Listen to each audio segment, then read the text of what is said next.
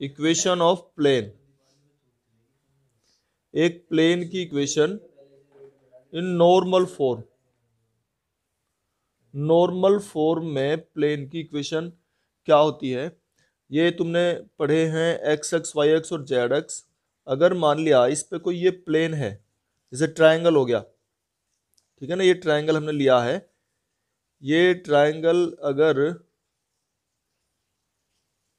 है, ये एक प्लेन है ना, ट्रायंगल अगर इस तरह का हो तो इस प्लेन की इक्वेशन हमें निकालनी है नॉर्मल फॉर्म में।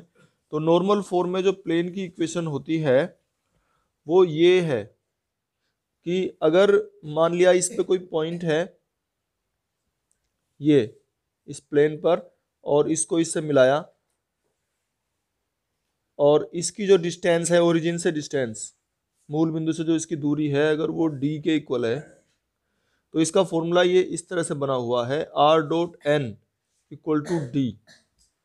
n यूनिट वेक्टर है, ये नॉर्मल है। जैसे मान लिया अगर ये पॉइंट O है और ये P है, तो ये OP की जो डिस्टेंस है वो तो है d, O से लेके P तक जो डिस्टेंस है तो d है, और n ये जो नॉर्मल n है इसका, इसे यूनिट वेक्टर बना के तब यूज करना है, r dot n unit vector equal to d। तो हमसे कभी कभी ये पूछ लेता है कि इसकी डिस्टेंस बताओ, तो ऐसे निकाल लेंगे। ये नॉर्मल ये यूनिट वेक्टर की फॉर्म में लिखा होना चाहिए, ये जरूरी है। तो r dot n equal to d से हम परपेंडिकुलर डिस्टेंस निकाल लेते हैं, और ये तो हुआ हमारा वेक्टर की फॉर्म में। अगर वेक्टर फॉर्म में है तो इस तरह से लिखते हैं हम, लेकिन अगर कार्टेशियन फॉर्म में है, कार्टे रूप में है, तो वो इक्वेशन इस तरह से लिखी जाती है Lx plus m y plus n z equal to d. ये इक्वेशन हमारी कार्तीय रूप में है, कार्टेशियन फॉर्म में है। तो ये दोनों फॉर्मूले हमें याद कर लेने हैं, कार्टेशियन फॉर्म और वेक्टर फॉर्म। ये प्लेन की इक्वेशन है, और इक्वल टू 2 दिया हुआ है। तो इससे पहले तो हम स्टैंडर्ड फॉर्म करेंगे, इसकी कंप्लीट करेंगे इक्वेशन को। तो 0x plus 0y plus 1z equal to 0, ठीक है, ये 2 है तो 2 लिख लेंगे हम। और अब देखो इसे, वैसे इसमें कुछ है ही नहीं इधर, हम इसको डिवाइड भी कर लेते हैं, इनका स्क्वायर करके इसे डिवाइड करते हैं। यहाँ तो है ही नहीं कुछ, 0 0 है, तो यहाँ तो समस्या ही नहीं है कुछ भी। तो इसके जो हैं डायरेक्शन कोसाइन निकालने हैं एक तो ये डायरेक्शन कोसाइन होते हैं लिखे हुए, ठीक है। तो ये डायरेक्शन कोसाइन है, तो इसके डायरेक्शन कोसाइन L की वैल्यू 0 है, M की वैल्यू 0 है, और N की वैल्यू 1 है। और ये होती है परपेंडिकुलर डिस्टेंस, लंबवत दूरी, ठीक है। ये D की वैल्यू है, तो यहाँ से D की वैल्यू आ गई 2। तो ये इस तरह से क्वेश्चन करने हैं, A पार्ट कर दिया। अब देखो जरा B को भी बताता हूँ मैं। B थोड़ा अलग है, x plus y plus z equal to 1, ठीक है। तो इसे क्या करेंगे, सबसे पहले तो हम जो इनके कोफिशिएंट हैं, जो गुणांक हैं, उनका स्क्वायर करके जोड़ो, कितना आ गया 3, और 3 का रूट लेंगे तो √3, तो √3 से डिवाइड कर दो, तो इसे लिखेंगे 1/√3x 1/√3y 1/√3z equal to 1/√3। पूरे को डिवाइड करेंगे जब कर रहे हैं तो।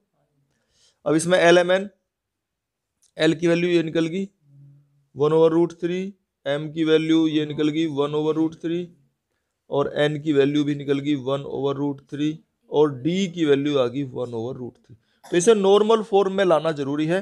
ये नॉर्मल फॉर्म होती है कि उसके यूनिट में उसे चेंज कर लेंगे, डायरेक्शन कोसाइन में चेंज करेंगे यहाँ तो, और अगर वेक्टर फॉर्म में होता तो उसे नॉर्मल फॉर्म में वैसे चेंज करते हैं, उसे डिवाइड करके।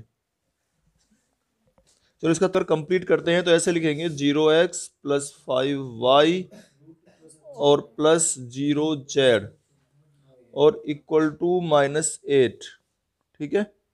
फिर इसे नॉर्मल फॉर्म में चेंज करते हैं। नॉर्मल फॉर्म कैसी होती है कि इसके स्क्वायर करो, कोफिशिएंट्स के 0 का स्क्वायर प्लस 25 और प्लस 0, तो 25 हो गया जोड़ के, और उसका √5 हो गया। 5 से डिवाइड कर देंगे पूरी इक्वेशन को।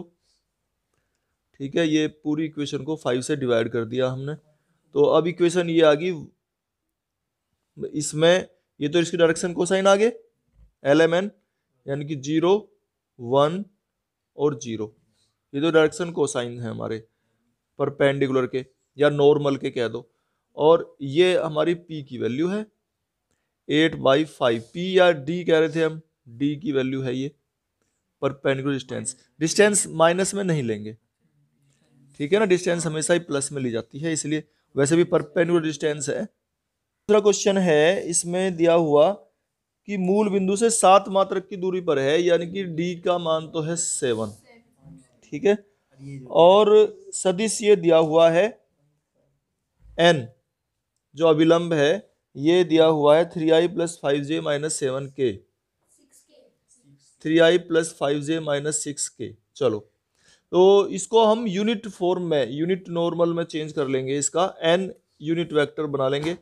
तो किससे डिवाइड करें इसे बताओ, इसके कोफिशिएंट के स्क्वायर से है, तो 36 और 9 45 और 25 70, ठीक है, तो 70 70 से डिवाइड कर देंगे, ये लो, ठीक है, और ये यूनिट वेक्टर आ गया। अब इसकी इक्वेशन निकालनी है हमें, इक्वेशन ऑफ प्लेन।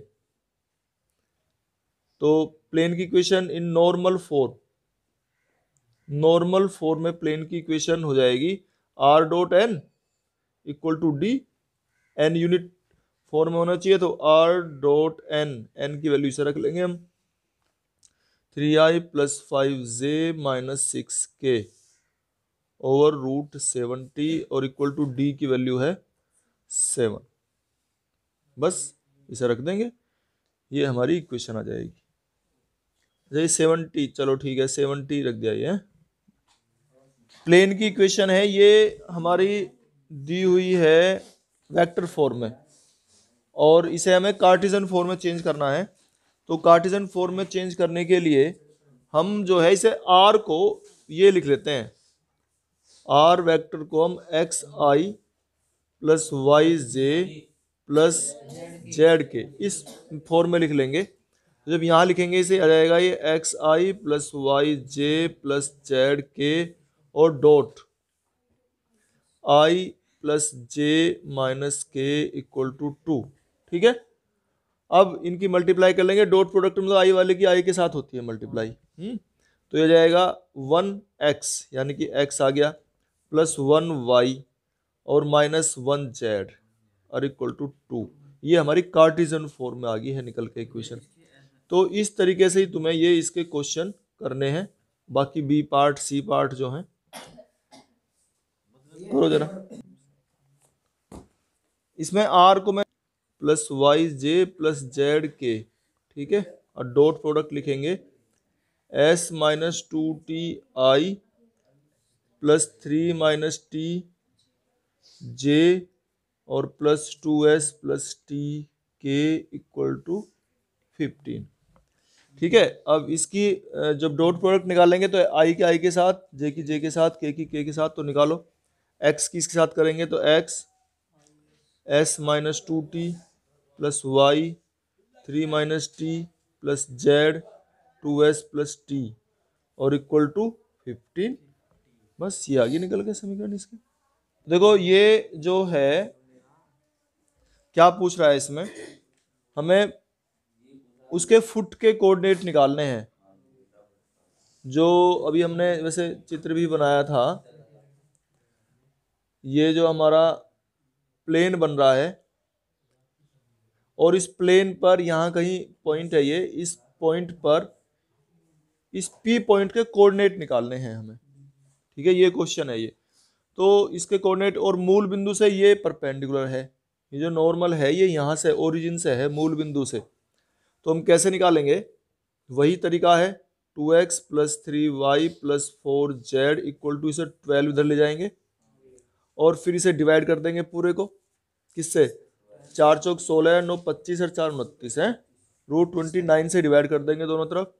तो 2/√29, 3/√29, 4 ये x है, यहाँ पे ये y है, और यहाँ पर 4/√29 z इक्वल टू 12/√29 ये आ गया हमारा। अब ये जो कोऑर्डिनेट हैं x के, y के, z के, जो ये कोफिशिएंट्स हैं, जो गुणांक हैं, ये LMN, ये ही, क्योंकि यहाँ जीरो से ये डायरेक्शन रेशो है एक तरह से।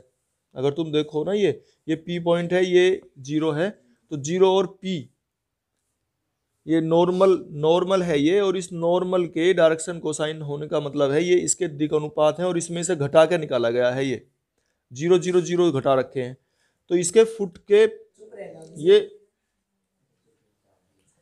डायरेक्शन कोसाइन है लाइन OP के, तो इनका जो अनुपात है x1/2√29 इक्वल टू y1 अगर यहाँ से हम जैसे फुट के पर वो कह रहा था कोऑर्डिनेट, तो मान लिया वो x1 y1 z1 है, यहाँ ये भी डायरेक्शन कोसाइन है, और अगर हम x1 में से 0 माइनस करें, y1 में से 0 माइनस करें, z1 में से 0 माइनस करें, तो वो भी इसके डायरेक्शन कोसाइन होंगे। तो x1 ये, y1 ये 3/√29 और z1/4√29। तो मान लिया ये के इक्वल है, किसी इनका जो रेशो है वो ये आ रहा है, कुछ सेम वैल्यू आ रही है, इसको डिवाइड करके, तो x1 की वैल्यू अगर हम निकालेंगे तो ये इसके साथ कंपेयर करेंगे यहाँ से, तो x1 की वैल्यू क्या आ जाएगी, k, और इसकी यहाँ मल्टीप्लाई हो जाएगी 2k/√29। इस तरह से y1 निकाल लेंगे तो 3k/√29, और इस तरह से z1 की वैल्यू निकालेंगे तो 4k/√29। और ये जो x1 y1 z1 है, ये इस प्लेन को सेटिस्फाई करेंगे, तो एक बार यहाँ रख लेंगे इन्हें, x1 y1 z1 की वैल्यू, तो ये कितनी आ जाएगी, देखो 2 2 4, 4k/29, ठीक है। फिर इसी तरीके से ये आ जाएगी 3 3 9, k/29, और इसमें रखेंगे तो 4 4 16, k/29 और इक्वल टू 12/√29 के है ये, ठीक है। ये जुड़ जाएंगे, 16 9 25 4 29 कट जाएंगे, तो k की वैल्यू ही आ जाएगी निकल के कितनी, 12/√29, k की वैल्यू आ जाएगी 12/√29। ये हमारी k की वैल्यू आ गई निकल के यहाँ से, देखो इसे, ठीक है ना, कट गया तो k बचेगा इधर, k की वैल्यू आ गई। अब k की वैल्यू यहाँ रख लेंगे हम, तो एक कोऑर्डिनेट निकल के आ जाएंगे हमारे, x1 कितना आ जाएगा 2k, k की वैल्यू ये है हमारी, तो कितना आ जाएगा 24/√29 29, y1 इक्वल टू इसी तरीके से 12 36/√29, इस तरह से z1 निकल कर जाएगा 12 चौक 48/√29, ठीक है। तो देखो ये हाँ, ये रूट नहीं आने का, इसकी गुना होगी ना, √29 में गुना होगी, तो ये 29 आएगा।